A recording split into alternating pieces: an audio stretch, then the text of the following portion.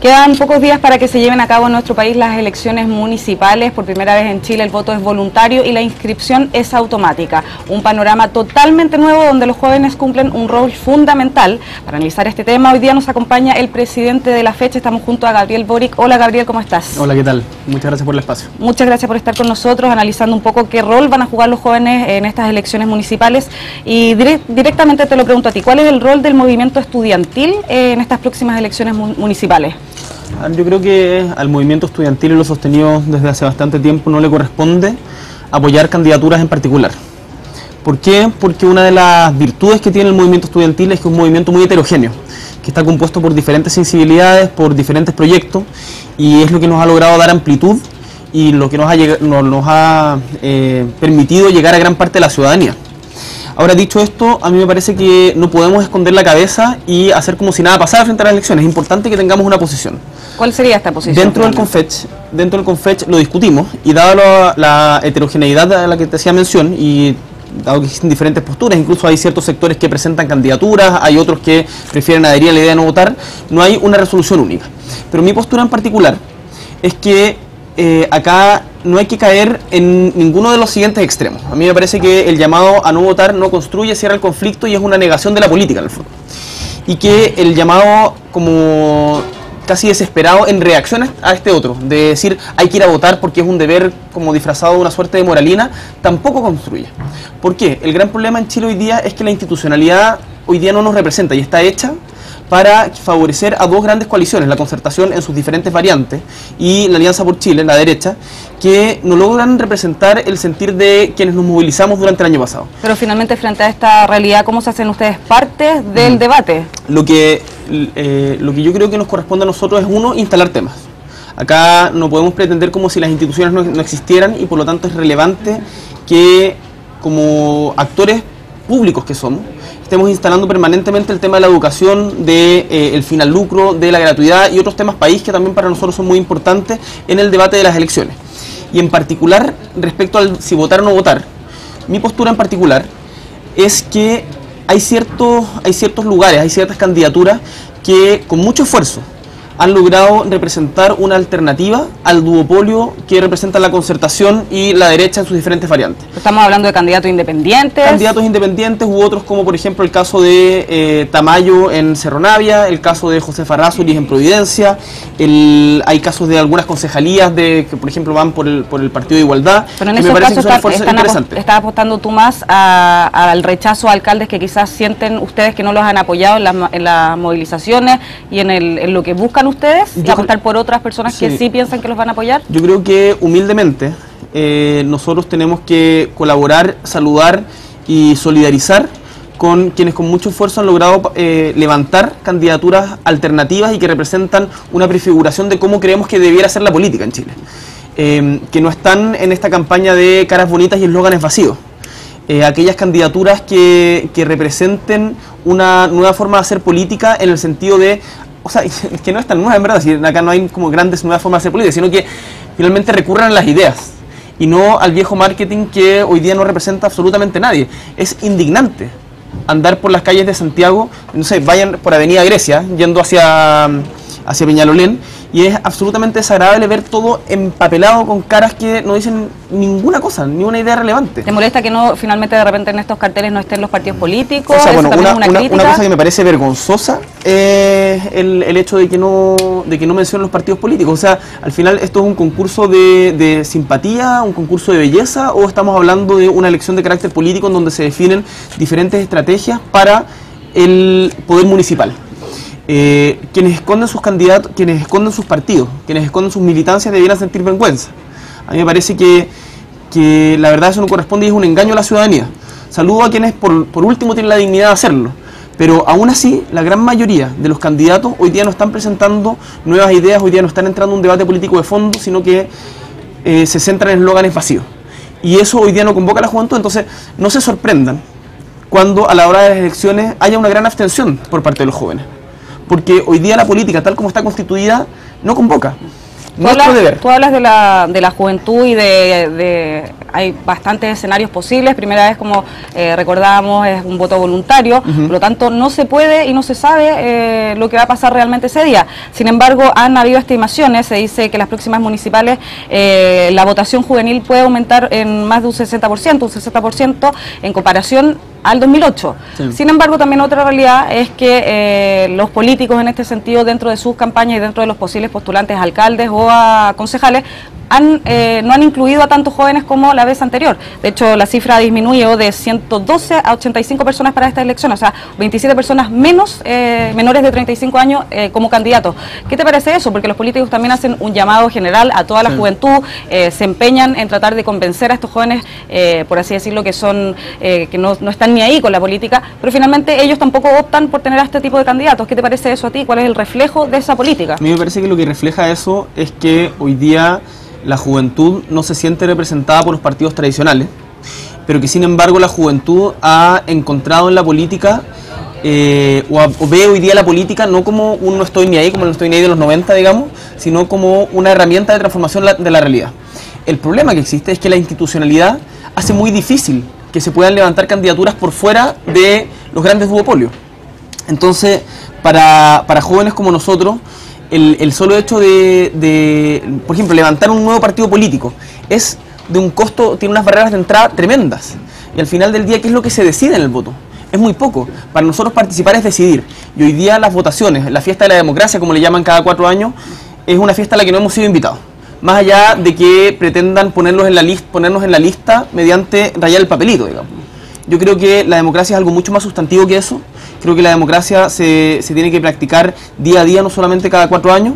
Yo insisto que el llamado a no votar no es, desde mi perspectiva por lo menos, una alternativa que dé una salida al conflicto, sino que más bien lo niega.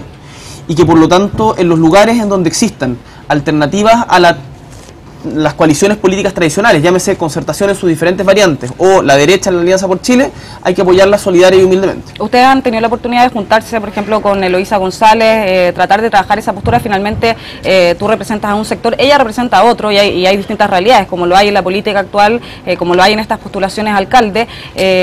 ¿Hay un intento finalmente por tener una sola voz de los jóvenes, o eso queda cada uno con su postura? Nosotros durante este año hemos hecho un gran esfuerzo por tener una plataforma conjunta para actuar de cara a los planteamientos en educación.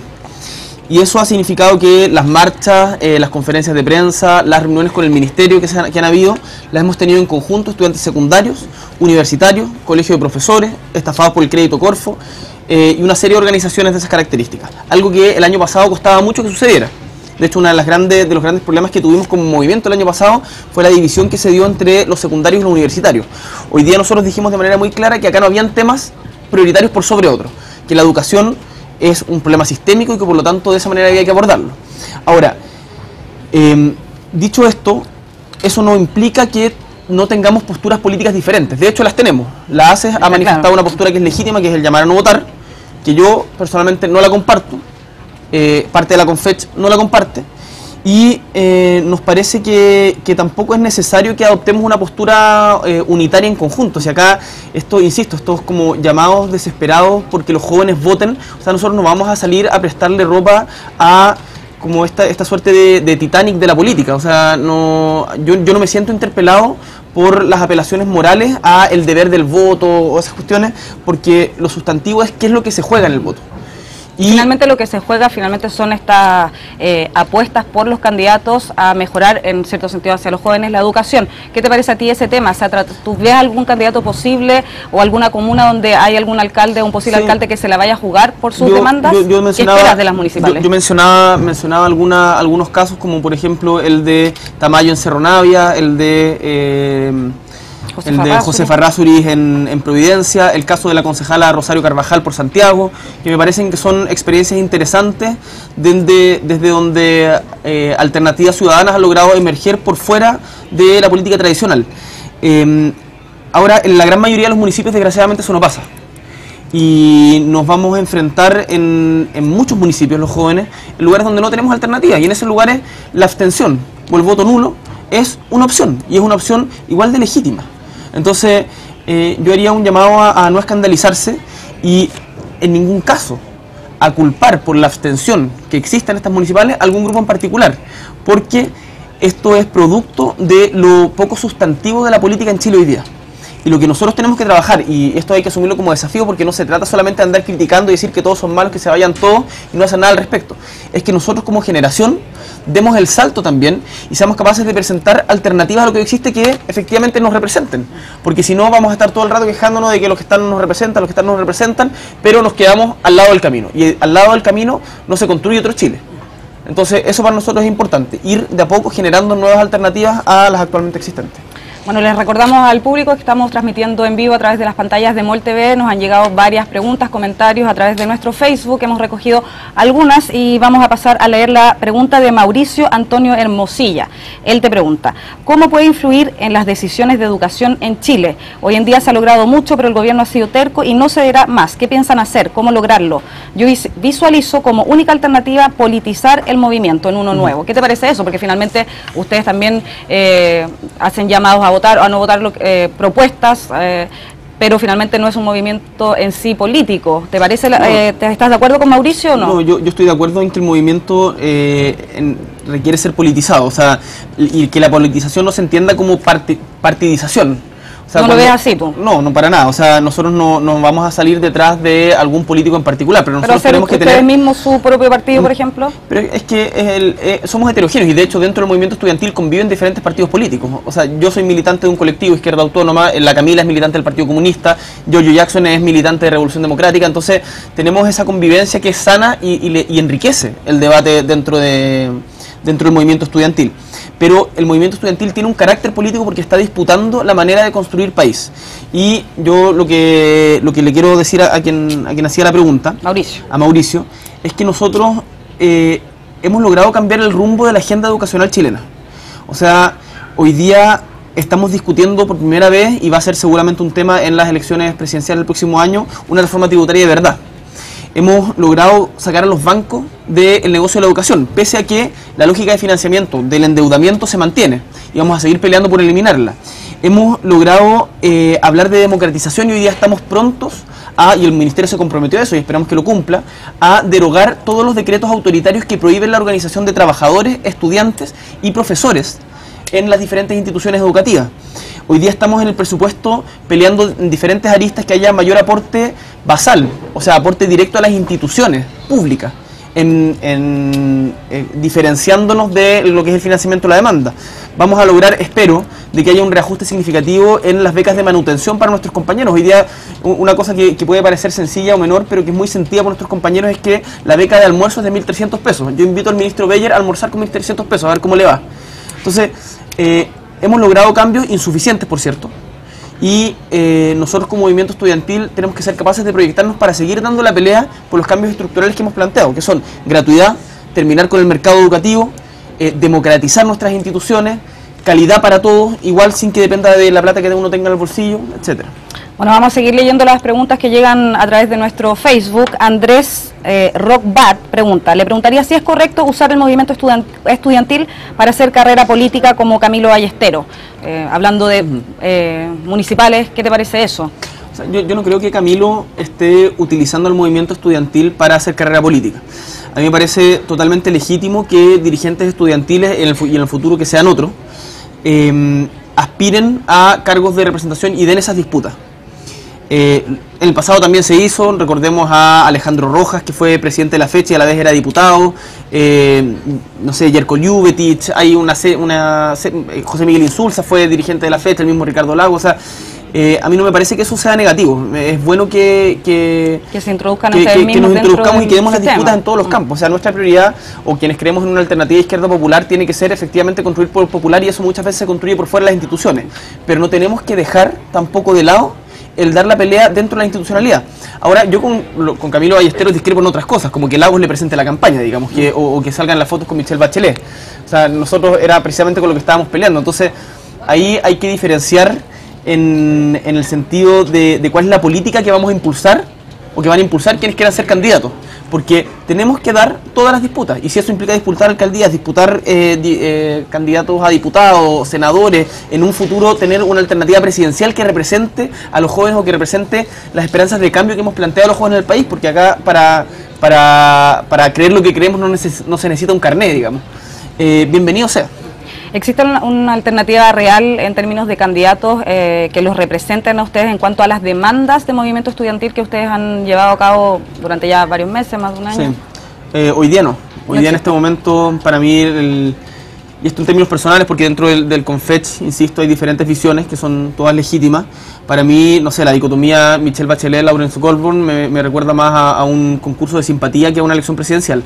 O sea, una precandidata presidencial que no se pronuncia en absoluto sobre una de las movilizaciones más grandes que ha tenido el país en democracia, que anuncia que no va a venir a votar para las municipales, y por otro lado un ministro que se dedica a sonreír y que dice tener ideas, proyectos y propuestas, y cuando se le pregunta por cuáles son sus ideas, proyectos y propuestas, no dice ninguna. Recuerdo una entrevista en Tolerancia Cero, la verdad que es bien deprimente. El escenario. Así que pero es deprimente, pero no hay que deprimirse. Nosotros como jóvenes no podemos, insisto, quedarnos al lado del camino, y acá, aunque nos demoderemos, tenemos que construir alternativas. Y hay muchos que desde la izquierda estamos trabajando en esa dirección, y no vamos a cejar hasta que poder tener una representación en todos los espacios de las ideas que han levantado el movimiento estudiantil y que han representado a tanta gente durante los últimos ya casi un año y medio. Bueno, para ir cerrando la entrevista, última pregunta. Si tuviéramos que inventar un alcalde, si tú tuvieras que inventar un alcalde, algún concejal para este próximo fin de semana, ¿cómo debería ser ese alcalde de acuerdo a sus peticiones, de acuerdo a los jóvenes primero y de acuerdo también a las demandas estudiantiles que existen hoy día en nuestro país? Bueno, qué pregunta más difícil, pero yo me imagino un alcalde que no esté por las cuotas pequeñas de poder, un alcalde que crea en la desmunicipalización de la educación, que no quiera mantener la educación dependiendo donde el alcalde sea sostenedor para mantener unas luquitas más dentro de la alcaldía, un alcalde que entienda que el poder comunal consiste en empoderar a los vecinos, y no en concentrar como en una suerte de personalismo, de caudillismo, las decisiones municipales. Un alcalde que esté dispuesto a caminar preguntando, a gobernar obedeciendo. Esos son, desde mi perspectiva por lo menos, las características que debiera tener un alcalde, porque acá no necesitamos vanguardias iluminados o líderes iluminados que guíen el camino, sino que liderazgos que permitan a la misma ciudadanía representarse. Y eso implica romper con el tremendo vacío y el tremendo precipicio que existe hoy día entre representantes y representados, en romper con la idea de que la democracia es una fiesta que se da cada 4 años. Fome la fiesta. Nosotros queremos bailar todos los días, digamos. Y eso es algo en lo que estamos trabajando, y hay muchas alternativas que van en esa dirección, y ojalá que pronto puedan surgir y enfrentarse a la arena política como corresponde. Tú, dentro de esta propuesta de alcalde que dices dentro del movimiento, y no como alcalde finalmente, pero dentro de la presidencia que tú ocupas, ¿tienes esas características? Yo creo que tengo muchos defectos, creo que he hecho un esfuerzo por estar a la altura de las circunstancias, y creo que hemos cumplido una buena labor desde la fecha. Creo que hemos mantenido abierto un conflicto en un escenario muy complicado, en un escenario después de estar 7 meses en paro, en donde era muy difícil mantener las movilizaciones. Creo que logramos seguir sacando gente a la calle, logramos seguir manteniendo la educación como tema de debate, pero también creo que personalmente he cometido errores, y creo que en ese sentido, ahora que se vienen las elecciones de federación, es tremendamente necesario y deseable hacer una autocrítica y ver, bueno, en qué nos equivocamos como conducción y en qué me equivoqué yo personalmente. Muchas veces puedo haber, por ejemplo, no considerado elementos que deberían haber sido considerados, o haber actuado apresuradamente en ciertos casos. Me acuerdo el tema del montaje, por ejemplo, que fue muy comentado, en donde yo creo que efectivamente me equivoqué, o cuestiones de esas características. Pero yo creo que la evaluación final es positiva. Ahora no se compara el cargo de presidente FECH con alcalde, pero sin duda tengo mucho que aprender todavía.